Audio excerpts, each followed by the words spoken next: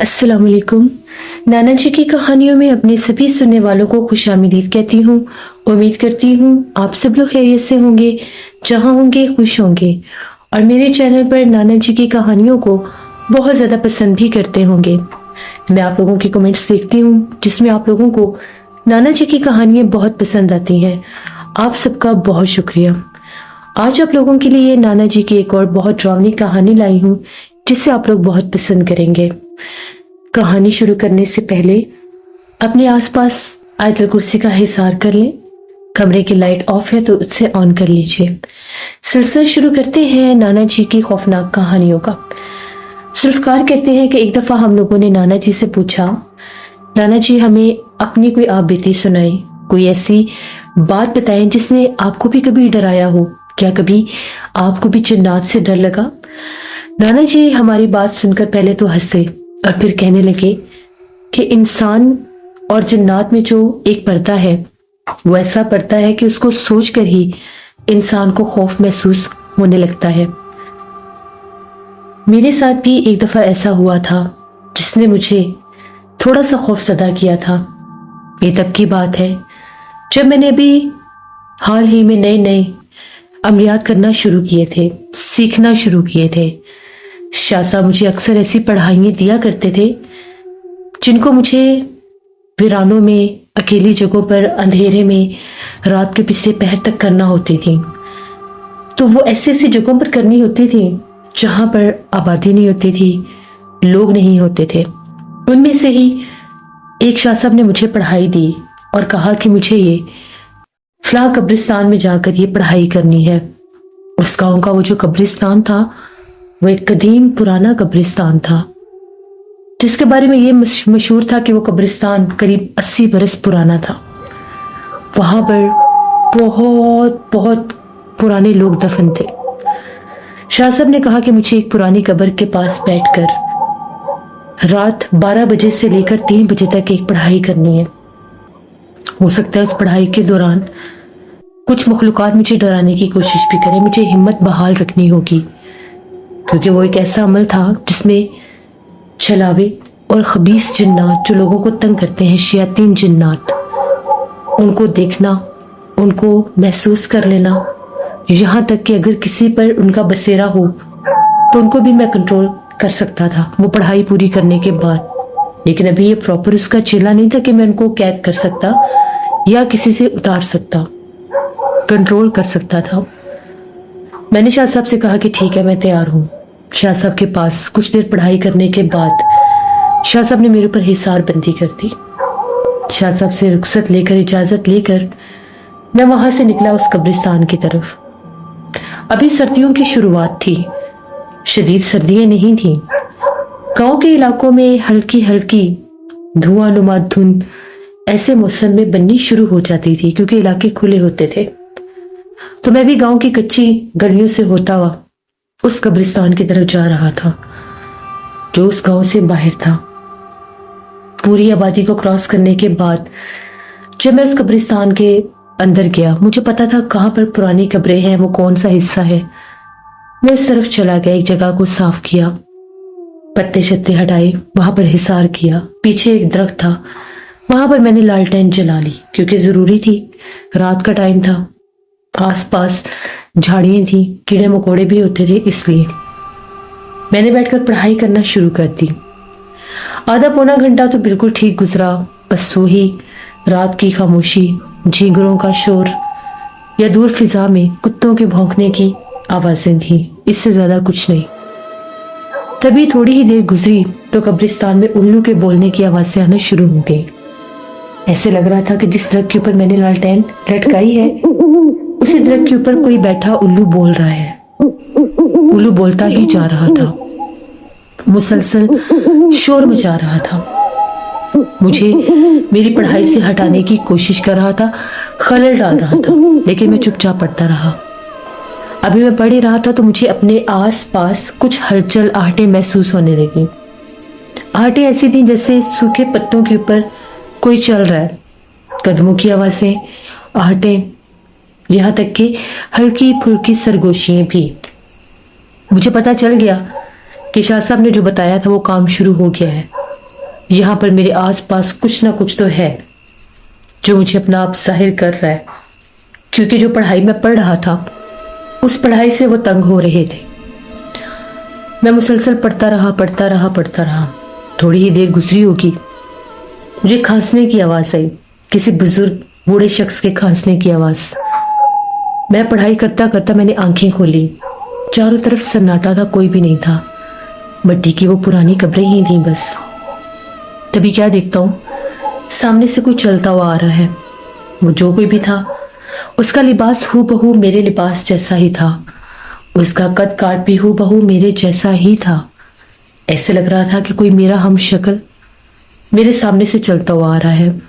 इतने में वो मेरा ही रूप लेकर मेरे ही सामने आकर एक कब्र के पास खड़ा हो गया और बहुत अजीब अंदाज में खांसने लगा। मैंने अपने ही रूप को अपने सामने देखा। तभी उसमें और मुझ में ये फर्क था, उसके चेहरे के ऊपर एक खौफनाक हंसी थी, उसकी आंखें चमक रही थी।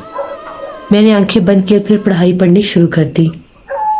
तो वो जैसे आया, थोड़ी देर मेरे आसपास चक्कर लगाने के बाद वापस चला गया। मैंने अपनी पढ़ाई जारी रखी, यहाँ तक कि मेरी पढ़ाई पूरी भी हो गई। मैंने जो है मेरी पढ़ाई खत्म की। शाह साहब ने कहा था पढ़ाई खत्म करने के फौरन बाद नहीं उठना, 5-1 मिनट इंतजार करना है। मैं वहीं पर बैठा रहा चुपचाप। फिर से उल्लू के बोलने की आवाज और उसके साथ एक और भी आवाज थी, जैसे कोई मर्द है और वो गुनगुना रहा है। किसी मर्द के गुनगुनाने की आवाज थी। मुझे पता था कि ये जो भी शैतान मखलूक है, जन्नात है, भूत प्रेत है, जो भी है अभी यहाँ पर मौजूद तो है। मैं उठा, मैंने अपने ऊपर हिसार किया, उस हिसार से बाहर निकला।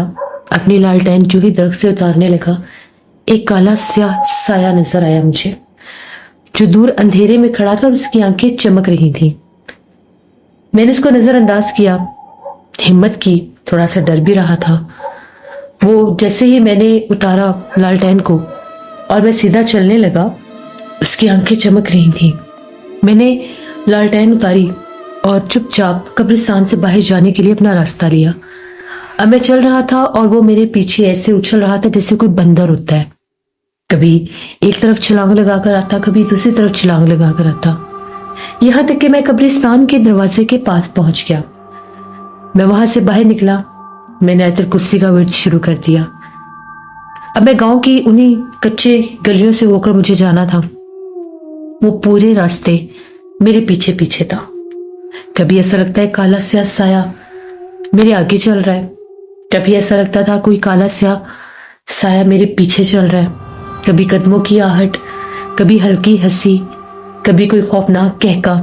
जब तक मैं वहां पर नहीं पहुंचा, वो मेरे पीछे पीछे ही चलता रहा। यहां तक कि एक सुनसान गली में से मैं गुजर रहा था, जब वो मेरे पीछे था तो उसने अजीबोगरीब आवाजें निकालना शुरू की और मेरे ही खानदान के लोगों के नाम लेने लगा, लेकिन उन लोगों के नाम जो बहुत कदीम अरसा पहले वफात पा चुके थे, उन सबके नाम लेने लगा। कभी इनके बारे में मुझे कोई बात कहता तो कभी इनके बारे में मुझे कोई बात कहता। हर मुमकिन उसने कोशिश की मुझे डराने की। तभी एकदम से बिल्कुल मेरे बाजू के पास एक बहुत काला स्याह हाथ, मैं चल रहा था, मेरे साथ एक हाथ था जो उसी का था। उस हाथ के ऊपर बेतहाशा बाल थे, बहुत लंबे नाखून थे। वो हाथ कभी मेरे बाजू के करीब होता लेकिन मुझे छू ना सकता, कभी मेरे बाजू से थोड़ा लंबा होकर आगे निकल जाता। मैंने फिर भी हिम्मत नहीं हारी, चुपचाप मैं चलता गया। अभी मैं गली के कोने से दूर था तो तभी गली के कोने से कोई मुझे झांक कर देख रहा था, वही चमकती आंखों वाला। मेरे दिल की धड़कन बहुत तेज थी क्योंकि मैं बिल्कुल अकेला था और मेरे आसपास एक ऐसी मखलूक थी जिसे अभी मैं फिलहाल काबू नहीं कर सकता था, बांध नहीं सकता था। अपने से दूर करने के लिए तो मैंने हिसार बांधा हुआ था। बिलाखिर मेरे कंधे बहुत भारी होने लग गए क्योंकि वो मेरे बहुत करीब आ रहा था।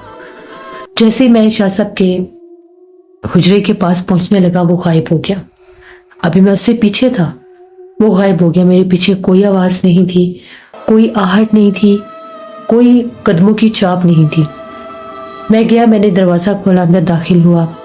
اس کے بعد میں نے وضو کیا, وضو کر کے میں نے نوافل ادا کیے اور شاہ صاحب کے جاگنے کا انتظار کرنے لگا, کیونکہ وہ فجر کے ٹائم جاگ جاتے تھے تہجد کی نماز ادا کرنے کے بعد, اور فجر کا ٹائم بالکل ہونے والا تھا. میں نے وضو کیا, ادھر ہی بیٹھا رہا, تسبیح پڑھتا رہا. شاہ صاحب جاگ کے باوضو ہو کر جب وہ آئے تو میں نے انہیں ساری بات بتائی.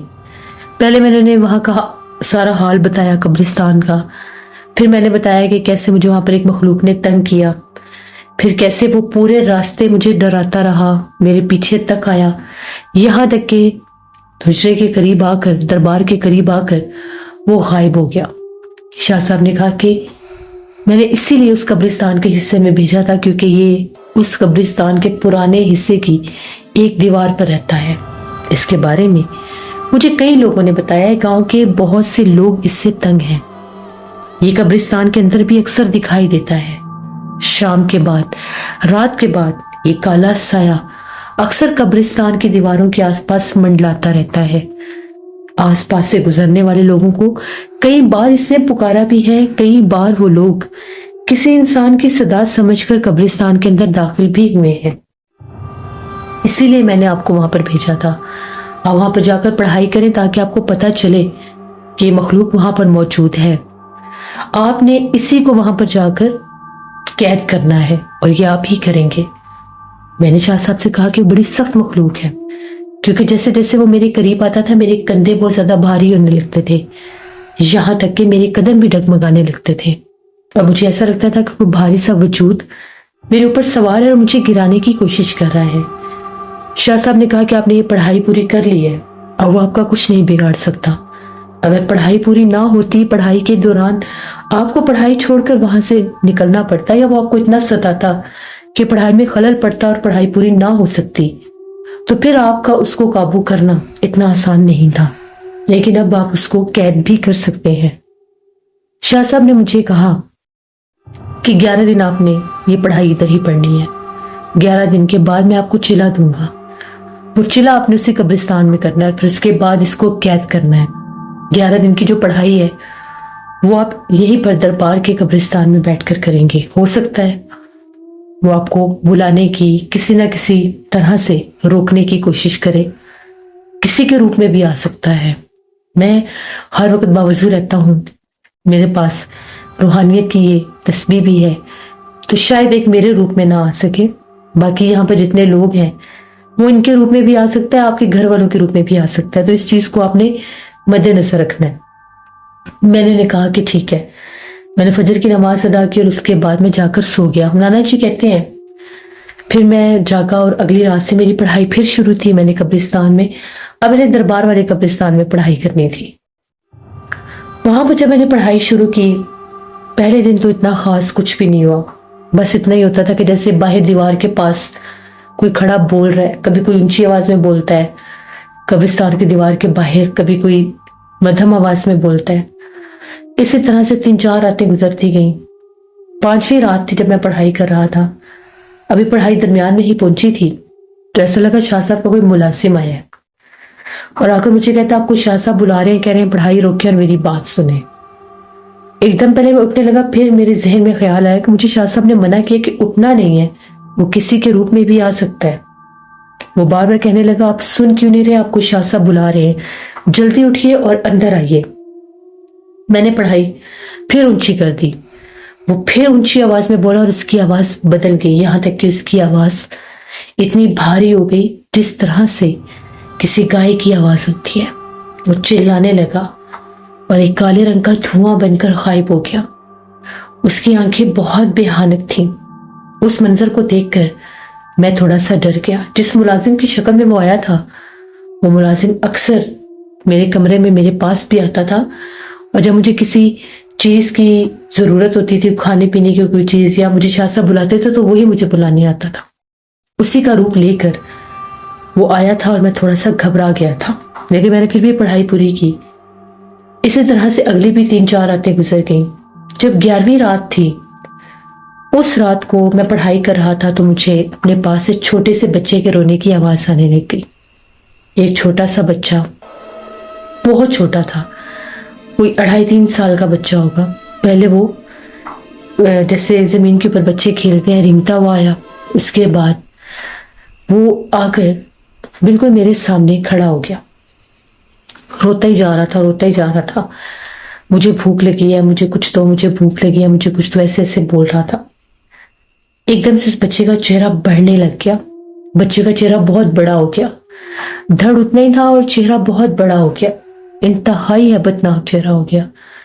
एक बच्चे के धड़ के ऊपर एक मर्द का चेहरा था और वो इतना खौफनाक था, इतना खौफनाक था कि मैं पढ़ाई करता रहा, मैंने आंखें बंद कर ली। जब तक पढ़ाई पूरी नहीं हुई वो वहीं पर बैठा रोता रहा। जो ही मैंने पढ़ाई के आखिरी कलमात पढ़े वो गायब हो गया।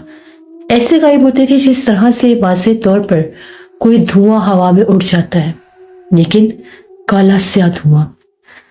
मैंने अपनी पढ़ाई पूरी की, शाह साहब की हिदायत के मुताबिक कुछ टाइम बैठकर इंतज़ार किया, फिर दोबारा उठा, अपने ऊपर हिसार किया और चुपचाप वापस अपने कमरे में चला गया। इन 11 रातों में एक काम होता था कि जब मैं पढ़ाई के बाद अपने कमरे में आकर सोता था, रात भर मेरे कमरे के बाहर कोई चक्कर लगाता था, कभी खिड़की पर दस्तक देता था, कभी दरवाजे पर दस्तक देता था, मुझे पुकारता था, बुलाता था कि मैं हम कलाम हूं, लेकिन मैं बोलता नहीं था। फिर मैं शाह साहब से फजर का टाइम मिला, मैंने उन्हें बताया कि मेरे 11 दिन पूरे हो गए। शाह साहब ने कहा कि जो कुछ भी होता रहा मैं उस सबसे वाकिफ, मैं भी पढ़ाई करके आपके ऊपर हिसार करता रहता था, लेकिन मैंने पहले बताया था कि वो कहीं ना कहीं तंग करने जरूर आएगा। उसके बाद मुझे मुकम्मल तौर पर शाह साहब ने इज़्न दिया, इजाज़त दी उसको, अब मैं कैद भी कर सकता था। फिर नाना जी बताते हैं 6 माह के बाद, उस अमल के 6 माह के बाद नाना जी ने फिर जाकर उसी जिन को उस कब्रिस्तान में कैद किया था। वो मैं आपको नेक्स्ट स्टोरी में बताऊंगा कि कैसे कैद किया था। वो कितना सख्त जिन था, कितना भयानक जिन था जिसका चिला नाना जी ने किया था। नाना जी कहते हैं कि उस पढ़ाई के बाद, उस अमल के बाद भी कुछ अरसा नाना जी बीमार रहे थे। तब नाना जी हमारे पास वापस भी आए थे, उनको बुखार रहता था।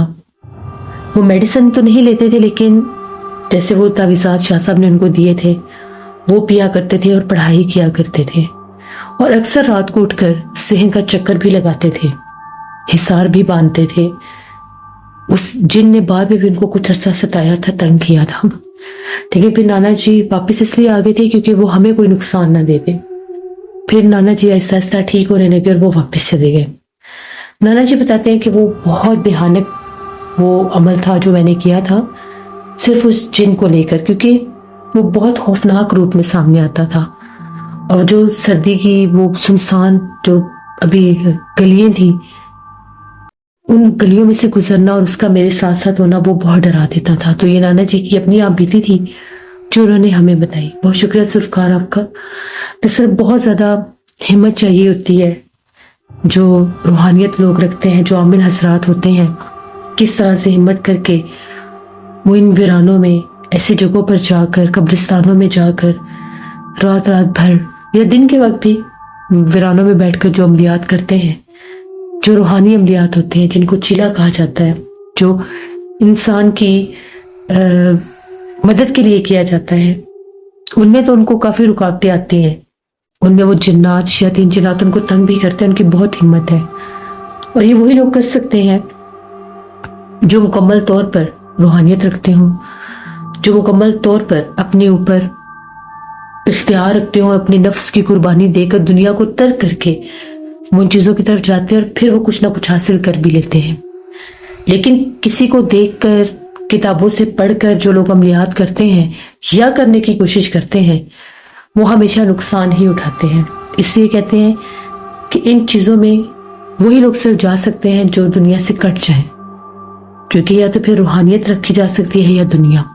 तो ये नाना जी की एक कहानी थी जो जुल्फ़िकार ने शेयर की। उम्मीद करती हूँ आप लोगों को पसंद आई होगी। अपना फीडबैक मुझे ज़रूर दें।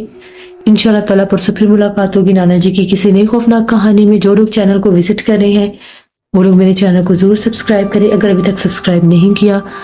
जो लोग सब्सक्राइब कर चुके हैं, मेरे चैनल की स्टोरीज पसंद आती हैं तो अच्छे अच्छे कमेंट्स किया करें और इन्हें अपने फ्रेंड एंड फैमिली में भी शेयर किया करें। अपना बहुत सा ख्याल रखिएगा, जहाँ रहें खुश रहें। Thank you for listening my stories. Stay tune. اللہ حافظ.